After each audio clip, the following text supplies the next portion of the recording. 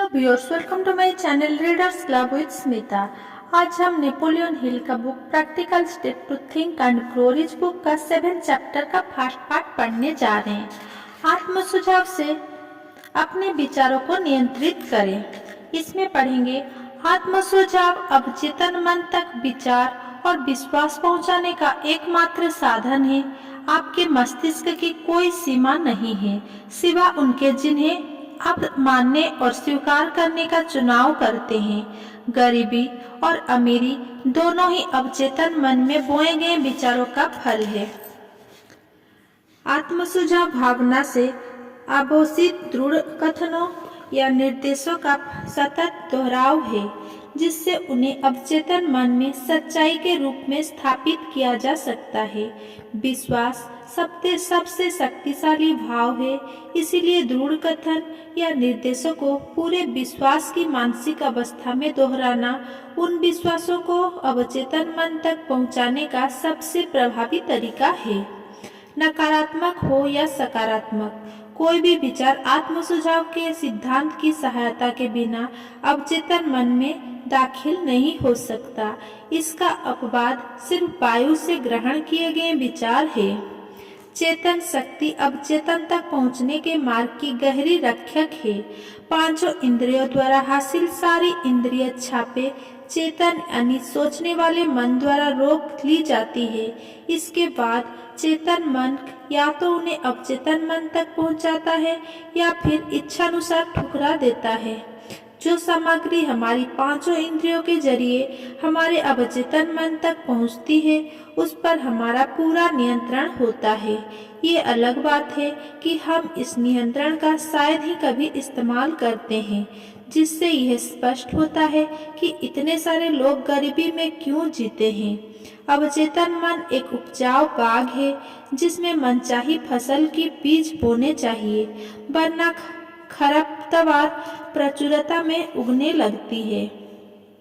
आत्म सुझाव से आप में सृजनात्मक विचार बोने की क्षमता आती है। अगर आप इसकी अपेक्षा कर देते हैं तो आप विनाशकारी प्रकृति के विचार बोने की अनुमति दे देते हैं।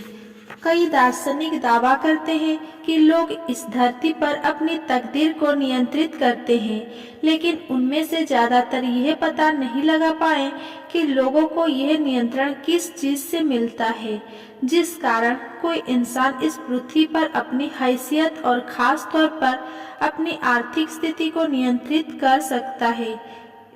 उसे इस अध्याय में अच्छी तरह समझाया गया है। लोग खुद पर और अपने आसपास के परिवेश पर नियंत्रण इसीलिए हासिल कर सकते हैं क्योंकि उनमें अपने अवचेतन मन को प्रभावित करने और उसके माध्यम से असीम प्रज्ञा का सहयोग हासिल करने की शक्ति होती है।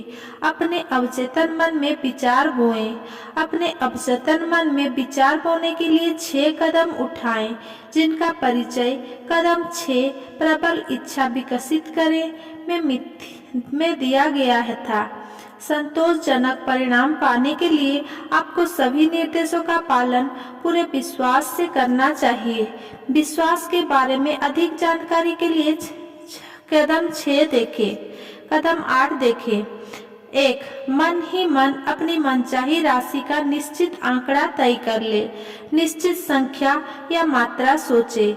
अपना ध्यान उस पैसे पर एकाग्र करते हुए आंखें बंद कर ले जब तक कि आप सचमुच पैसे को भौतिक रूप से ना देख ले। आत्म सुझाव के सिद्धांत का इस्तेमाल करने की आपकी योग्यता किसी मनचाही इच्छा पर ध्यान एकाग्र करने की आपकी क्षमता पर बहुत निर्भर करती है, जब तक कि वो इच्छा एक प्रबल जुनून ना बन जाए। 2. सटीकता से तय करें आप जो पैसा चाहते हैं उसके बदले में आप क्या देना चाहते हैं।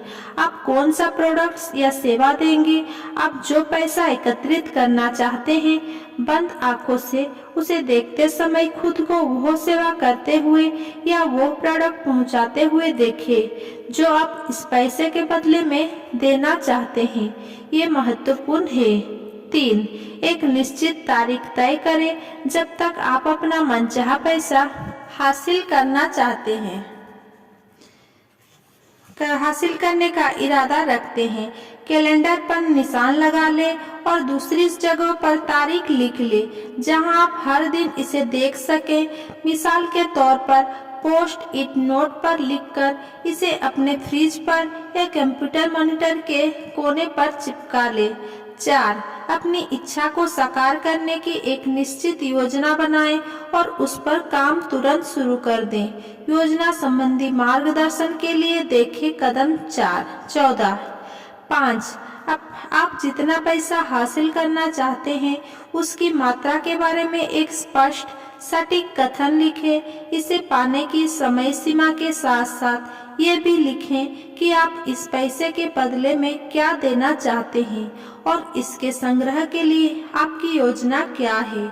मिसाल के तौर पर यह मान लें कि आप आज से 5 साल बाद पहली जनवरी तक $10 लाख हासिल करना चाहते हैं, जिसके बदले आप सेल्समैन के रूप में व्यक्तिगत सेवाएं देने का इरादा रखते हैं। आपके उद्देश्य का लिखित कथन इस तरह हो सकता है: 1 जनवरी 2025 तक मेरे पास $10 लाख होंगे, जो इस दौरान समय समय पर विभिन्न मात्राओं में मेरे पास आएंगे। इस पैसे के बदले मैं अपनी क्षमता के अनुरूप सर्वश्रेष्ठ सेवा दूंगा, अधिकाधिक संभव मात्रा प्रदान करूंगा और वो सेवा या सामान जो आप बेचने का इरादा रखते हैं कि सेल्समैन के रूप में सर्वश्रेष्ठ संभव गुणवत्ता की सेवा प्रदान करूंगा। मुझे विश्वास है कि यह पैसा मेरे पास होगा। मेरा विश्वास इतना शक्तिशाली है कि मैं इस पैसे को अपनी आंखों के सामने देख सकता हूँ। मैं अपने हाथों से इसे छू सकता हूँ। ये इस समय मेरे पास आने का इंतजार कर रहा है और यह उसी अनुपात में आएगा जिस अनुपात में मैं इसके बदले सेवा प्रदान करता हूँ। मैं इस पैसे को इकट्ठा करने के लिए एक योजना का इंतजार कर रहा हूँ और जब यह योजना मुझे मिल जाएगी तो मैं इसका अनुसरण करूँगा। 6. किसी शांत जगह पर जाएं।